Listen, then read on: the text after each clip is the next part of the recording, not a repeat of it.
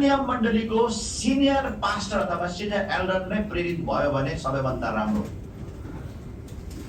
त्यसो भनेको छ यहाँनिर। यदि मण्डलीमा हरेक मण्डली प्रेरित ओभरसाइटमा हुनुपर्छ, हरेक मण्डलीमा डेभिडिक आयाम हुनको लागि, डेभिडिक आयाम पक्नको लागि एपोस्टोलिक ग्रेस चाहिँ फर्स्टनेसमा अथवा ओभरसाइटमा बगिराखेको हुनुपर्छ। अफकोर्स त्यो मण्डलीमा, हरेक मण्डलीमा अगुवाहरू, विश्वासीहरू दाउदको जस्तो हृदय भएको हुनुपर्छ। हरेक बगानका मान्छेहरू साउलको जस्तो हृदय भएका, जीवन भएका मान्छेहरूबाट हुँदैन। तर पक्का पनि कुनै न कुनै स्थानीय मण्डलीमा, हरेक स्थानीय मण्डलीमा दाउद जस्तो मान्छेहरू पक्का पनि हुन्छन्।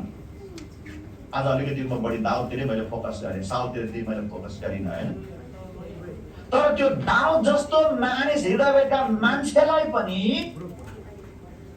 उनीहरूको त्यो दाउदपनमा काम गर्नका लागि, सेवकै गर्नका लागि उनीहरू विभिन्न बोलावटमा हुन्छन्। उनीहरूलाई प्रेरित अनुग्रह, एपोस्टोलिक फर्स्टनेस, पहिलो प्रेरित भनेको जस्तो प्रेरित ओभरसाइटमा, एउटा डेभिडिक डाइमेन्सनमा प्रेरित ओभरसाइटमा जब हुन्छन् अनि मात्र उनीहरूको दाउदको आयाम चाहिँ उनीहरूको चाहिँ क्रियाशील हुन्छ अथवा काम गर्छ।